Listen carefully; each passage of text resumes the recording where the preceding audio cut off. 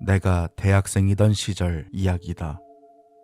시골 학생이라면 보통 자동차나 오토바이로 이동하는 경우가 많은데 나 역시 혼다 스쿠터를 타고 통학도 하고 아르바이트도 다녔다. 가끔 시골에서 도시까지 30km 가까이 달리기도 하고 더 나아가서 바다까지 다녀오기도 했다. 처음으로 이동수단을 얻은 나는 어디든 갈 수 있을 것만 같은 기분이었다. 나는 집에서 10km 정도 떨어진 대형 쇼핑몰에 있는 서점 겸 잡화점에서 아르바이트를 했었다. 이유는 두 가지. 내가 쓸 돈이 필요했고 취업 준비 때 어머니에게 손을 벌리지 않고 싶은 마음에서였다. 중학생 때 아버지가 돌아가신 뒤 나는 어머니에게 조금이라도 부담을 덜어드리고 싶었고 조금이라도 빨리 자립하고 싶었다. 시골에는 일자리도 적고 월급도 높지 않다. 동네에서 할 수 있는 아르바이트라고 해봐야 밭일을 돕는 정도인데 그것도 계절마다 늘 있는 것도 아니었다. 그래서 조금 먼 곳에서라도 아르바이트 자리를 구한 것이었다. 스쿠터를 타본 사람이라면 누구나 알겠지만 여름에는 덥고 겨울에는 춥다. 당연히 여름에는 타서 시꺼매지고 겨울에는 집에 돌아오자마자 온수를 틀고 욕조로 뛰어들었다. 하지만 스쿠터를 타는 기분만큼은 참 좋았다. 바람을 가르며 달리는 상쾌함이 덥고 추운 고생은 다 잊을 만큼 즐거웠으니까. 그리고 춥지도 아직 그리 덥지도 않던 6월에 그 일이 일어났다. 아르바이트하는 쇼핑몰에서 나와 기로에 오른 나는 평소처럼 스쿠터를 타고 돌아가고 있었다. 낮이 길어졌으니 슬슬 선글라스를 끼고 돌아가야겠다고 생각하며 저녁과 밤 사이의 무렵의 거리를 달렸다. 해가 막 질까 말까 할 쯤 선글라스를 끼지 않은 것을 후회했지만 스쿠터를 타고 있는데 선글라스를 꺼내는 것도 귀찮아 그대로 달렸다. 간선도로에서 차선을 바꿔 다리로 건너고 있던 때였다. 저녁 노을이 강하게 비치며 시야를 가렸다. 무심코 눈을 감았다가 시속 60km로 달리고 있는 데다 주변에 차도 많다는 생각에 억지로 눈을 떴다. 시야가 새하얘서 이럴 수가 있나 싶었다. 하지만 서서히 시력이 돌아왔고 마음을 놓은 나는 그대로 다리에서 내려오는 방향으로 향했다. 그 다리는 예전부터 특이한 곳이었다. 자세히 말하면 위치가 특정될 테니 설명은 않겠지만 다리 중간에서 도로의 종류가 바뀌는 특이한 형태라 지역 주민들에게는 애칭으로 불리는 곳이었다. 그런 이상한 도로다 보니 사고도 잦았기에 달릴 때면 늘 조심해야 하는 도로였다. 문득 사고가 잦은 것은 햇빛이 비치는 타이밍과도 관련되어 있지 않을까 생각하며 다리를 내려왔다. 거기서 처음으로 위화감을 느꼈다. 그 다리에서 내려가는 길은 항상 막히기 마련이었다. 하지만 그날은 어째서인지 차가 한 대도 없었다. 처음에는 운이 좋네 라고 생각하며 달렸지만 그 다음 교차로에도 그리고 그 다음 교차로에도 차는커녕 사람 한 명 보이지 않았다. 나는 그대로 달려 집에 도착했다. 길가에 보이는 집들은 불이 켜져 있었고 가로등과 신호등도 평소대로였다. 그 불빛에 의지해 집까지 올 수 있었다. 집에 도착하니 어머니는 없었다. 이미 주변은 어둑어둑하다. 평소 같으면 어머니가 집에 있을 시간인데 아무리 그래도 이건 좀 이상하다 싶었다. 나는 어머니에게 전화를 할 생각에 휴대폰을 꺼내려 주머니에 손을 넣었다. 하지만 당연히 들어있어야 할 휴대폰이 주머니 속에 없었다. 당황해서 가방을 뒤져보았지만 거기에도 없다. 아르바이트하는 곳에 두고 왔거나 아니면 처음부터 집에 두고 온 걸까 싶어 일단 내 휴대폰에 전화를 걸어 찾아보기로 했다. 집 전화로 내 휴대폰에 전화를 걸고 수화기에 귀를 기울였다.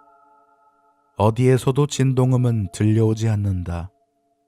아무래도 아르바이트하는 곳에 두고 온 것 같은데 하고 생각하며 수화기를 내려놓으려던 찰나 불현듯 위화감을 느껴 수화기를 다시 귀에 가져갔다. 통화 연결음이 들리지 않고 누군가 받은 것 같은 낌새가 느껴졌다. 누가 주위에서 받았거나 아르바이트하는 곳의 점장님이거나 둘 중 하나겠지. 일단 어떻게든 해야겠다는 생각에 말을 걸었다. 저기 실례합니다. 그 휴대폰 주인인데요. 혹시 받으시는 분은 누구실까요? 대답은 없었다. 희미하게 수화기 너머의 주변음이 들려온다. 무슨 가게인지 음악이 흐르고 있다. 클래식 음악 같지만 무슨 노래인지 파악할 정도의 음량은 아니었다. 하지만 그 후로도 전화를 받은 사람은 아무 말도 하지 않았고 어쩔 수 없이 나는 수화기를 내려놓았다. 그 순간 전화가 울렸다. 집 전화번호 안내판에는 어머니의 이름이 적혀 있었다. 여보세요? 무슨 일이야 이런 시간까지 밖에 있고. 어디야? 내가 말을 걸자 어머니의 목소리가 들렸다. 하지만 무슨 말을 하고 있는지 정확히 알 수가 없었다. 전파가 안 좋은 것 같은데 들려요? 여보세요? 그렇게 내가 말을 걸자 점차 어머니의 목소리가 들려오기 시작했다. 는 괜찮니? 뭐라고? 그렇게 대답하는 사이 갑자기 지진이라도 일어난 것처럼 땅이 흔들리기 시작했다. 와, 지진인가? 그쪽은 괜찮아? 그러는 사이에도 흔들림은 점점 커져만 갔다. 라고.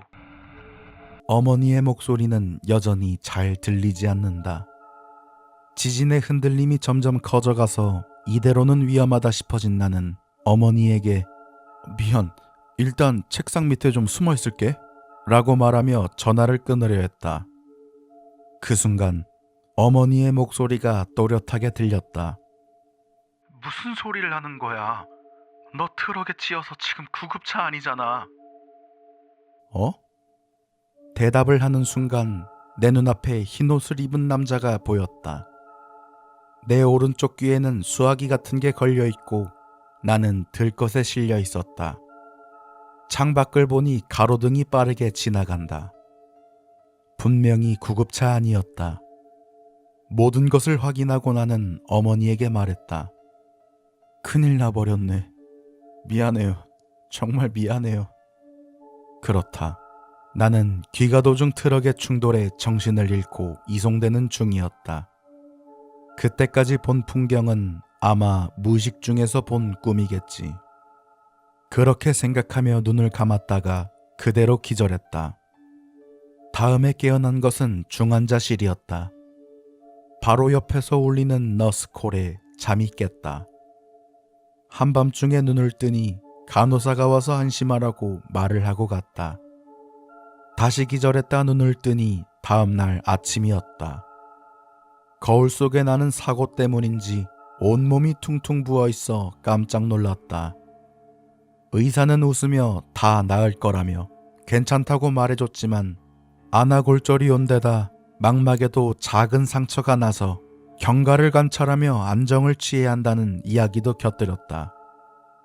병상의 나를 보고 어머니와 누나는 엉엉 울었다. 나는 진심으로 사과했다. 그제서야 비로소 내 생명은 나 혼자만의 것이 아니라는 것을 깨달았다. 입원 중에도 많은 사람의 도움을 받았다. 큰 수술도 있었다. 지금 생각해보면 그때는 그랬지 싶지만 당시에는 정말 힘들었다. 두 번 다시 이런 사고는 겪고 싶지 않다고 생각했다. 방학이 되기 전에는 복학할 수 있었다. 학점도 꽤 떨어졌지만 주변의 도움으로 어떻게든 버텨나갈 수 있었다. 그렇게 시간은 흘러갔다. 나는 대학교 3학년이 되어 취업 준비를 하고 있었다. 만만치 않은 일이었다. 매일 여러 곳을 다니며 설명회를 듣고 면접을 보고 시험을 치렀다. 순조로이 진행될 것 같지 않던 긴 터널 같은 나날이었다. 오사카 우메다의 지하상가를 취업 준비 기간 중 틈틈이 걷곤 했다. 나에게 휴식이 되는 시간은 라멘을 먹을 정도라 여러 가게를 찾아다녔다. 그날은 탄탄면이었다. 지금도 있을지 모르겠지만 유명한 샘의 광장을 나오면 그 앞에 바로 있는 곳이다. 정통 탕탕면 가게로 향해 주문을 했다. 음식이 나오길 기다리고 있는데 휴대폰이 울렸다. 혹시 합격 연락인가 싶어 두근거리는 마음으로 전화를 받았다. 그 순간 누군가가 입에 손을 밀어넣은 게 아닐까 싶을 만큼 입이 경련을 일으켜 말을 할 수가 없게 되었다. 왜 이런 순간 이런 일이 벌어진 걸까? 지병을 가진 것도 아니고 아무런 예고도 없이 무슨 일인가 싶으면서도 귀를 기울여 상대의 목소리에 집중했다. 나중에 다시 전화를 걸면 어떻게든 될 거라고 생각했다. 그러자 들려온 목소리는 뜻밖의 것이었다. 저기 실례합니다. 그 휴대폰 주인인데요. 혹시 받으시는 분은 누구실까요? 틀림없는 내 목소리였다. 그리고 곧 전화가 끊겼다. 그 순간 마비된 것만 같던 내 입도 원래대로 돌아왔다. 바보 같은 일이라고, 착신오류일 거라고 생각하는 사이 탄탄면이 나왔다. 음식을 먹으려는 순간 내 귀에 들려온 것은 가게에 울려 퍼지는 클래식 음악이었다. 모차르트 레퀴엠, 저주받은 자에게 벌을.